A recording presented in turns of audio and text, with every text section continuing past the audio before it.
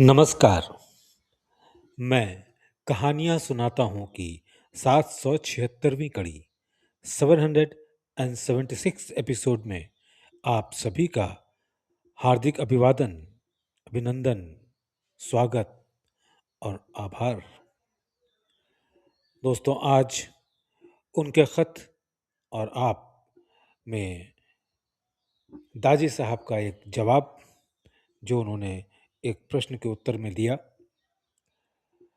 प्रश्न: हमें दूसरों से किस तरह से बात करनी चाहिए? दाजी साहब का जवाब: प्रिय भाई, कभी कभी हमारा ऐसे वक्ताओं से सामना होता है जो शब्दों को धारा प्रवाह बोलते हैं, लेकिन उनका एक भी शब्द हृदय को नहीं छूता। इसका कारण यह है कि हम वक्ता की सच्चाई से प्रभावित होते हैं, ना कि उसके द्वारा उपयोग किए जा रहे शब्दों से।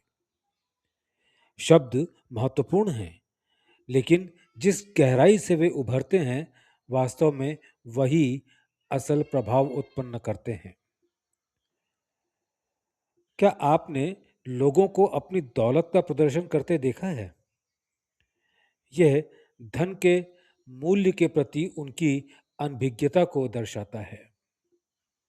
इसी प्रकार एक वाचाल व्यक्ति उनके शब्दों का प्रदर्शन करता है, जिससे वो उनको स्वयं व दूसरों के लिए महत्वहीन बना देता है। जिस शब्द और शैली में वे अभिव्यक्त करते हैं, वो वक्ता के स्वभाव को दर्शाते हैं। मैं फिर से पढ़ रहा हूं ये। क्या आपने लोगों को अपनी दौलत का प्रदर्शन करते देखा है?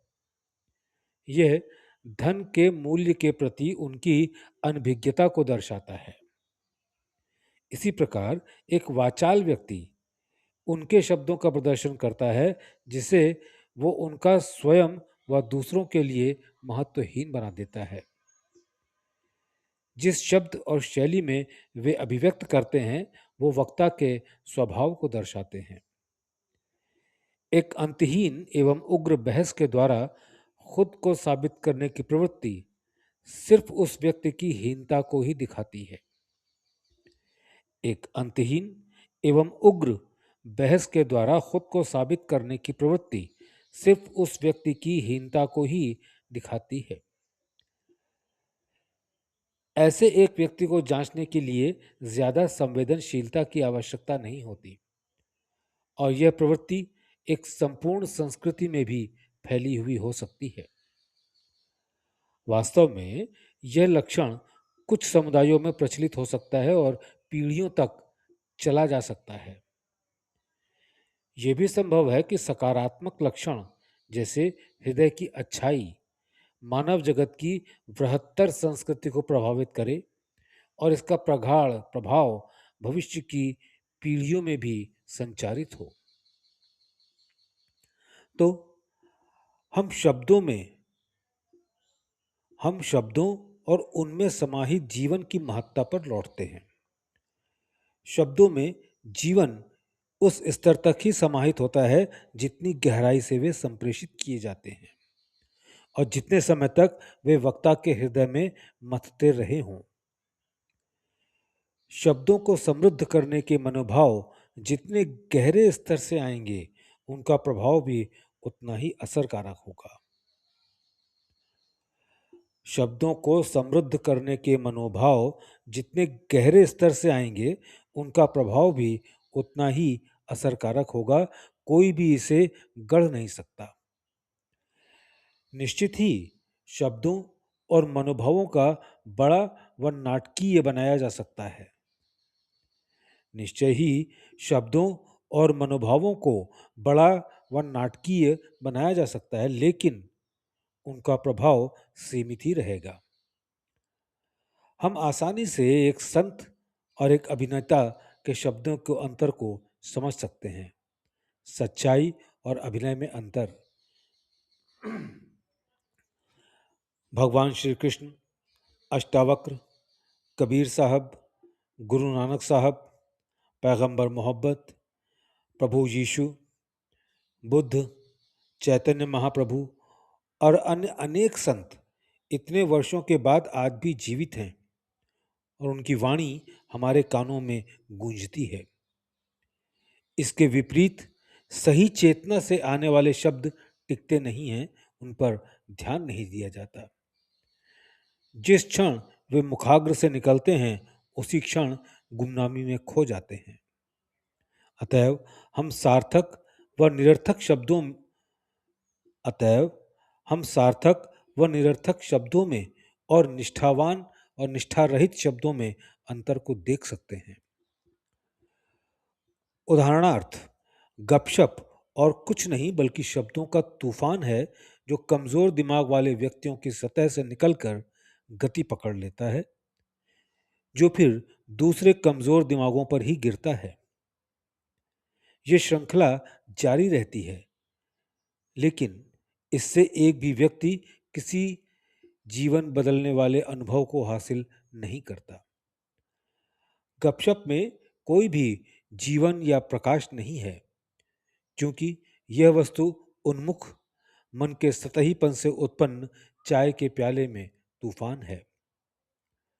गपशप और दोष ढूंढना एक साथ चलते हैं, वरना लोग किसके बारे में गपशप करेंगे। संतों के शब्द सरल हृदय वालों पर गहरा असर डालते हैं। उनके बोले जाने के बहुत समय बाद तक भी उनका असर बना रहता है। उनके शब्दों में हमें जागृत करने की क्षमता होती है और वे गहरे तक भेदते हैं। बड़ी संख्या में लोगों को जागृत करने की शक्ति होने के बावजूद भी ऐसा लगता है कि उनके शब्द बहरे कानों पर पड़े हैं। बहरे कानों से मेरा मतलब है वे हृदय जो भरे हुए हैं, जो उन शब्दों के जो उन शब्दों को उनके घने अवरोधक को भेदने नहीं देते। अवरोधक बहुत सारे रूपों में आते हैं, जिनकी शुरुआत ईर्ष्या और पूर्वाग्रह से होता है। पूर्वाग्रह का आधार क्या है? उदाहरण के लिए, जो प्रभु यीशु के शब्दों को किसी को समझने की अनुमति नहीं देता, यह दूसरे विश्वासों पर आस्था का अवरोध है।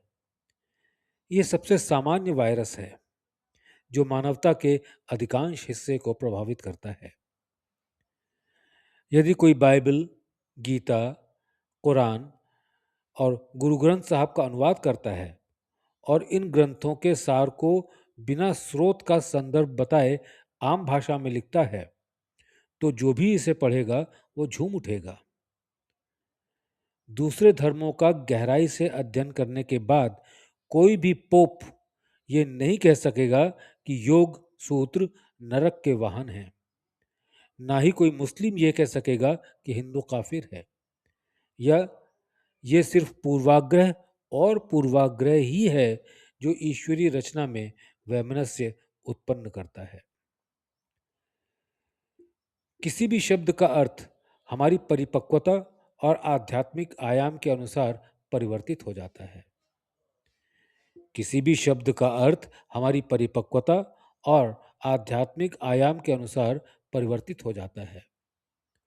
उदाहरण के लिए, प्रेम और ईश्वर जैसे शब्द के अर्थ आध्यात्मिक क्षेत्र के एक नौसिखिया के लिए प्रभु यीशु या संत कबीर जैसी विभूतियों के अर्थ से अलग होंगे। क्या यह संभव है कि जब हम शांत नहीं हों, जब हम बेचैन हों, तब महान शब्दों को समझ सकें? इतनी दूर क्यों जाना? जब हम बेचैन हों, तो क्या हम अपनी आंतरिक आवाज को समझ पाते हैं?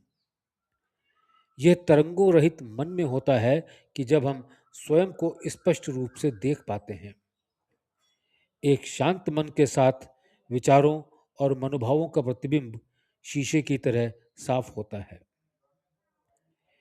इसी प्रकार मानसिक अशांति इसी प्रकार मानसिक अशांति जो भी कारण हो, यह तभी प्राकृतिक रूप में काबू में आती है जब हम इसे अनुमति देते हैं। जीवन की कई परिस्थितियों में सहजता की जरूरत होती है। क्रोध पर प्रतिक्रिया देने से मन में तरंगे पैदा होती हैं, लेकिन यदि हम इन्हें कुछ समय के लिए स्थिर और बिखर जाने दें, तो वे हमें उसी तरह प्रभावित नहीं करेंगी। हम आक्रामक रहकर और मौन के सद्गुण को नहीं समझकर बहुत कुछ खो देते हैं। हम आक्रामक रहकर और मौन के सद्गुणों को नहीं समझकर बहुत कुछ खो देते हैं। सबसे पहली चीज जो हम खोते हैं, वो हमारे द्वार पर दस्तक दे रहे अवसर को पहचानने की है। अक्सर जल्दबाजी में कहे गए शब्द अफसोस की वजह बनते हैं और हम दोहराते रहते हैं, मैंने ऐसा क्यों कहा था। इसके उल्टे हृदय की नीरवता में सुने गए शब्द एक अच्छी कुंजी है, जिसमें अनेकों भेदों को उजागर करने की क्षमता होती है। शब्दों में पिरोए गए आदर्श और बाद में उनके कार्यान्वयन एक प्राकृतिक प्रक्रिया बन जाती है। जैसे जैसे हम इन आदर्शों को क्रियान्वयन द्वारा प्रकट करते हैं, तो जो शांति और आशीर्वाद वे लाते हैं, वे हमारे दिल को पिघला देती हैं। प्रेम और आदर सहित, कमलेश। बहुत बहुत धन्यवाद।